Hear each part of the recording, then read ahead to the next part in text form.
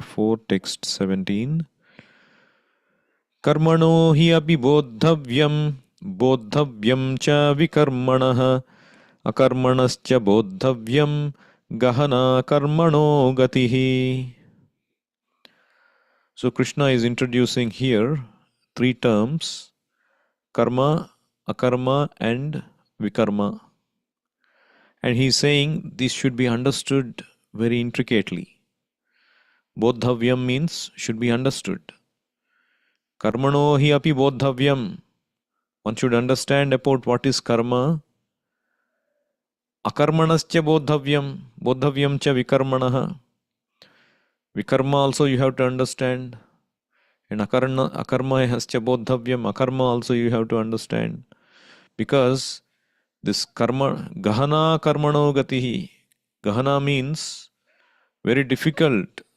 These intricacies of action are very difficult, very hard to understand. What is right action? What produces wrong reaction? What is karma-free action? There was one colleague of mine, when I called him for a satsang, we had a satsang at our home quite some time ago. And we at the end of the satsang, we introduced the chanting and they were all chanting. And at the end, we had prasadam and prasadam prayers. And he was asking, what is this prasadam? And I said, prasadam means karma-free food. Oh, what is karma-free food? So I said, every food that you eat is laden with karma, karmic effects, because you are obtaining it from killing some jivas, causing harm, or you are taking a life of something, even if it is not life, the person who cooks it, even if you eat vegetarian food, firstly, it doesn't belong to you. You are taking Lord's property, a property of another living entity like a tree or plant. So you are taking it for free without paying. So there has to be karma. You have to pay something for it, karmic effect. Or the person who cooks it, with whatever consciousness they cook, we acquire that consciousness. So that also carries karma. So when you eat prasadam of the Lord, all these things are eliminated. Yagnashishta sinah santo muchyante sarva kilbishaihi bhunjate te tvagam papa ye pachanti atmakaranat. If you eat the yagnashishta offered in sacrifice to Krishna, muchyante sarva kilbishaihi, it frees us from all sinful reactions. But those who eat for themselves without offering, bhunjate te tu agham papa, they are eating only sin. So when I told him, oh, he was very glad he learnt about it. And since then, whenever I meet him, he would tell him karma-free diet. He would just make not some fun in a wrong way, but he would remember very fondly and he would talk to me about that. So like that, the intricacies of karma in every action we do, we have to understand so many details. This world is a very unforgiving place. Prabhupada writes about that in the purport. If one is serious about liberation from material bondage, one has to understand the distinctions between action, inaction, and unauthorized actions. One has to apply oneself to such an analysis of action, reaction, and perverted actions because it is a very difficult subject matter. So the point is, if one is serious about liberation, one has to understand the distinctions. Usually, those who are in the mode of ignorance, those who are not serious about liberation, they don't know what to be done, what is not to be done. Pravrittim cha nivrittim cha janana vidurasuraha. They do exactly opposite to the truth. And many times when we hear people say, oh, ignorance is bliss. Oh, I don't want to deal with understanding so many things. I just want to enjoy life. I don't care. I just want to live happily. They can live happily. They want to live happily by doing what they want to do, by not learning about scriptures and spiritual knowledge. Just want to live a life of enjoyment and no responsibility. It's like the person, the example given in scriptures, the person is hanging from the tree, and the very delicately, the branches are very delicately is hanging, and on the bottom there is a well full of snakes, and these branches, there is these rats eating away these branches, and there is a tiger outside waiting to grab him when he comes out somehow or the other. So there is this beehive from which the bee or the honey is oozing out and drops are falling a little bit. And then he is tasting it by sticking out his tongue, and he feeling the sweetness, the pleasure. But what kind of pleasure is it, isn't it? Eventually, he will have to fall down. Eventually, he will be attacked and he'll be killed. But without solving the problem, if he just be in ignorance, thinking ignorance is bliss, so what kind of happiness is that? So when sometimes in the office, when they conduct the parties or social events, I don't like to take those food. So when people see that, oh, they say, oh, you're very strange, weird, over particular. But if we have been equipped with knowledge, we know what to do, what not to do. People who take easy route of enjoyment without discrimination may think they are getting it easy. Nothing is easy or nothing is free in this world. Everything has to be paid for. It's just that they have to pay it later. That's what Krishna says. Vishayendriya samyogad yattadagre amrutopamam pariname vishamiva tatsukham rajasam smrutam. Happiness in the mode of passion that seems like nectar in the beginning, but turns to be poison in the end. Whereas goodness is opposite. Yattadagre vishamiva pariname amrutopamam tat sukham satvikam proktam atma buddhi prasadajam. In the beginning it seems like poison, but in the end it turns to be nectar. That is the happiness in mode of goodness. So enjoying our karma, if we have a good karma and we are in enjoyment, either wealth or sense gratification, whatever it is, by our karma we are enjoying, that enjoyment of karma is like a credit card. We have a big, fat, balanced credit card. We can spend as much as we want, but we have to pay it back, isn't it? With a huge interest. So, for example, somebody is enjoying drinking and smoking. Have fun, but later they have to pay back with adverse effects of that in terms of health, mental peace, causing so much of family damage, relational damage. You may enjoy eating whatever you want. Like, people, they go out every place, not just in this country. They want to eat in different restaurants, in different exotic places, travel and eat. But when we go, we make sure that we carry a little bit of utensils to offer prasadam, what we cook.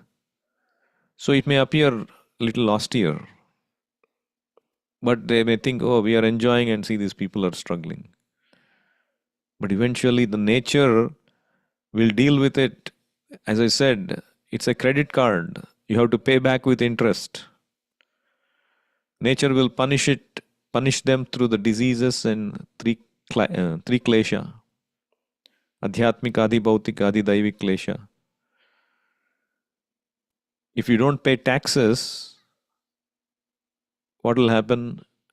You will have to pay much more along with that you owe, and you may even be put in the jail. So the klesha is coming. So those who enjoy God's property without acknowledging and showing gratitude, they are like thieves and they are liable to be punished. So one should not shy away from learning these intricate aspects of karma, akarma, vikarma. So this karma, what is this karma? Usually people understand karma means, oh, my karma, it's like that only. Whatever I do, it doesn't happen. What to do, my karma? They say, isn't it? Yeah, of course, that is one meaning of karma. Means the past result of your past activities can also be called as karma. But in this context, Krishna refers to karma as activity. What is recommended activity according to our varna and ashrama? According to varna and ashrama, I may be a brahmana, kshatriya, vaishya, sudra, brahmachari, grihastha, vanaprastha, sannyasi. So according to that, what is my recommended activity? Now we don't have any more those classifications. But we still have our occupations. As a software engineer or a housewife or a student or a pujari or a plumber or a businessman, a farmer, there are so many occupations. So according to that occupation, what is my right recommended activity? That is called karma. According to scriptures, what is the prescribed activity for me? Whereas akarma means that activity which is prescribed in scriptures but which does not produce any reaction, good or bad. Karma means recommended activity but it produces a good reaction in terms of your next birth. If you do very nice, dutifully, if you do your occupation, you may get birth in a higher planets. You may get a body with beautiful features. You may get body in the family of a rich people. So this is the result of acting good in karma, doing your duties nicely. But akarma means doing your duty nicely, but offering it to the Lord so that you are not even getting good reaction. People may say, oh, why? I want good reaction. It's like saying you are in the jail and somebody is saying, by doing this, I'll take you out of jail. And you are saying, no, no, no, I want to go to this cell. Oh, that cell has a good ceiling fan. It always has electricity and good lighting. My cell in the prison does not have any of those. It's like that. How foolish. So in this material world, even if you go to higher planets or get good birth, good education, good beauty, it is like a prison house. You may go to a better prison cell, but still it is a prison house. But you need to get out of this place. And that is by acting which does not produce either good result or bad result. That is for Krishna. If you act for Krishna, it is akarma. It does not produce any reaction. As I said, karma-free diet in the beginning I was saying. But sometimes this akarma is misunderstood as inaction. Inaction means no action. Stay silent. Don't do anything. Like the gnanis. So bhaktas, they do everything for offering it to Krishna. Thereby they don't get any reaction. Whereas the gnanis, they don't offer anything to Krishna in devotion. They only keep cultivating knowledge, and they say that we don't act in this world because any action you do fetches a reaction. So that is their definition of akarma. Inaction, no action. But even if you remain inactive like a gnani, it will still produce reaction because mentally you are active. It will eventually cause you to do something. Because you cannot remain inactive as a spirit soul. Nahi kaschit kshanamapi jatu tishtati akarma krit. You have to act. So better action is a bhakta's action, offering it to the Lord. So that is akarma. Then we discussed about karma. Then what is vikarma? Vikarma means a forbidden activity.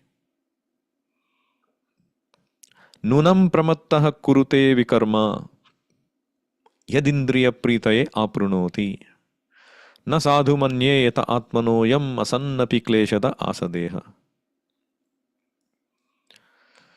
So Prabhupada, he gave one example. There was one restaurant that he went to, one of the Asian countries. There's one restaurant where people come and they take them to in a bus to some place, in some wild place where they catch this a special creature, wild creature, and they kill it and fry it and they serve them like that. So it's so horrible things.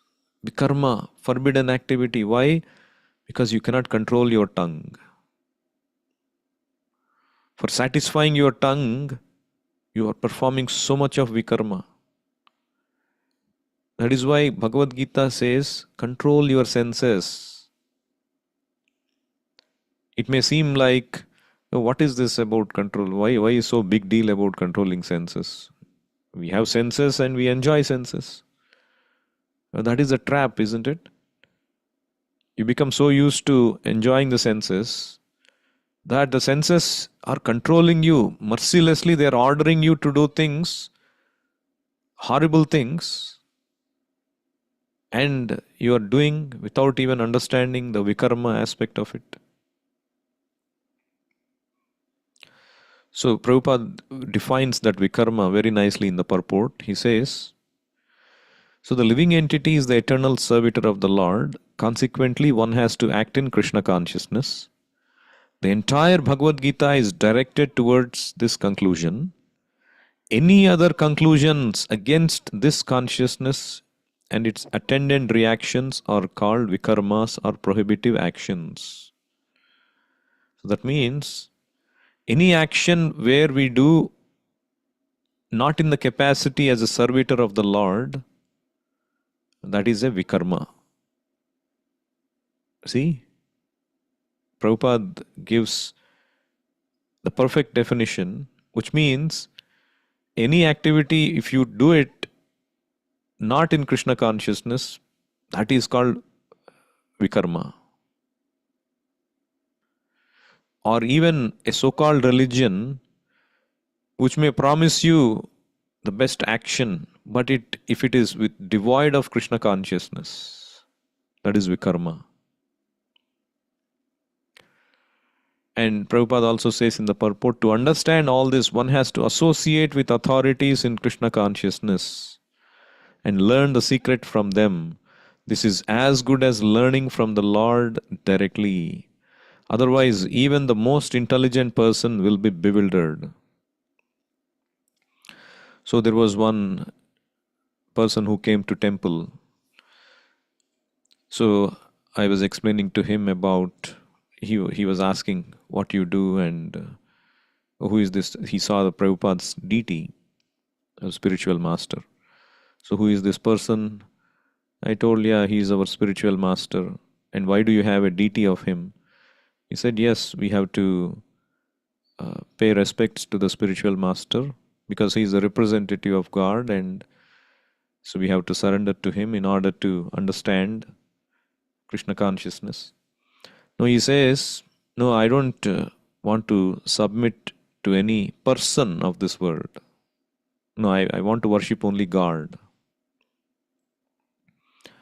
And I don't want to do anything. I don't want to submit to anybody who is of this world, like us, anybody like us.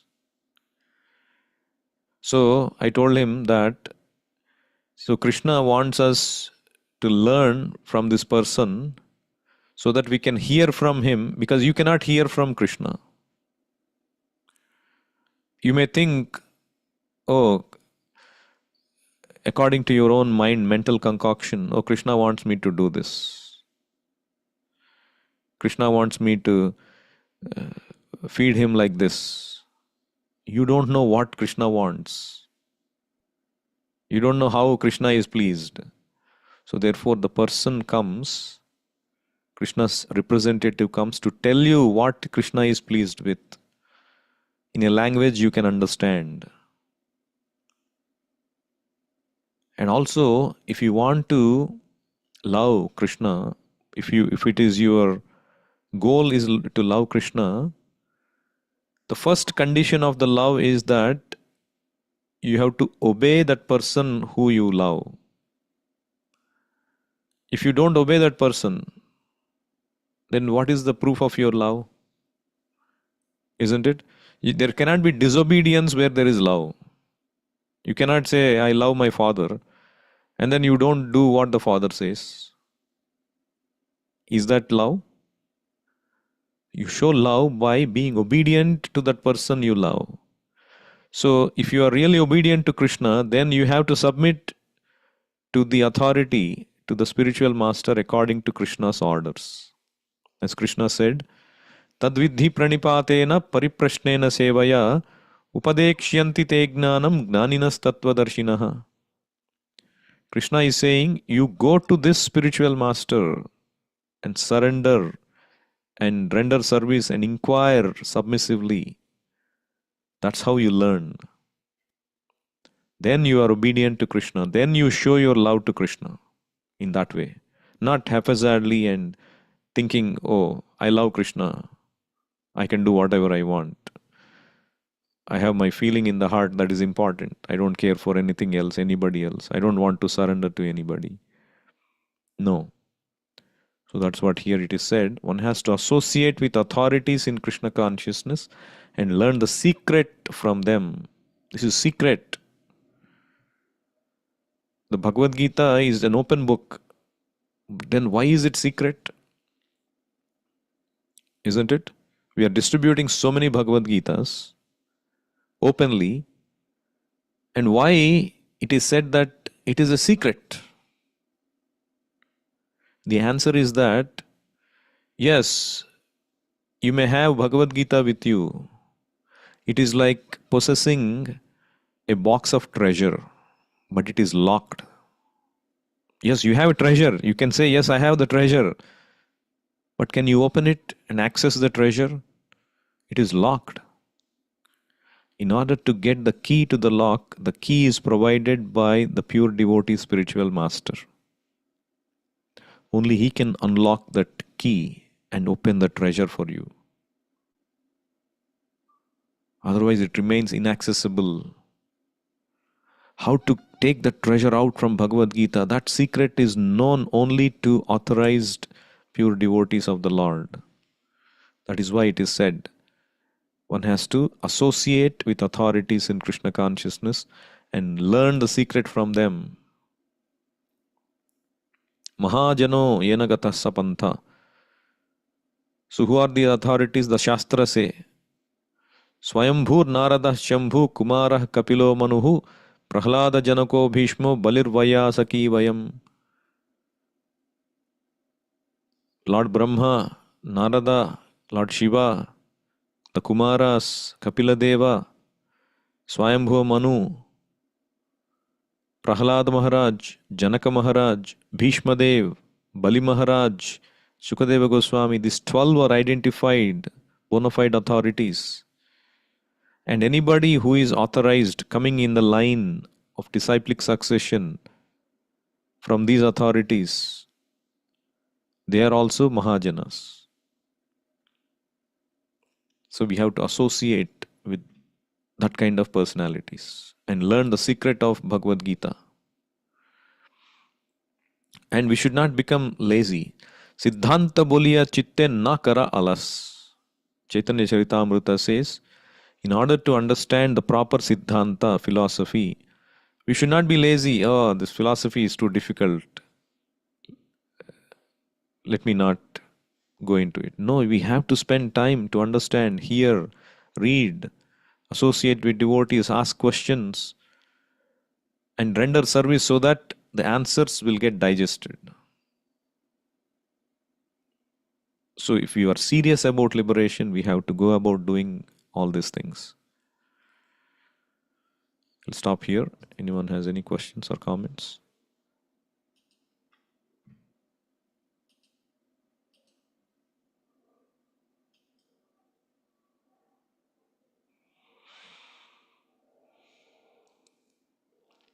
Bhagavad Gita as it is ki jai, Srila Prabhupada ki jai, Nitai Gaur Premanande, Hari Hari Bol, Hare Krishna.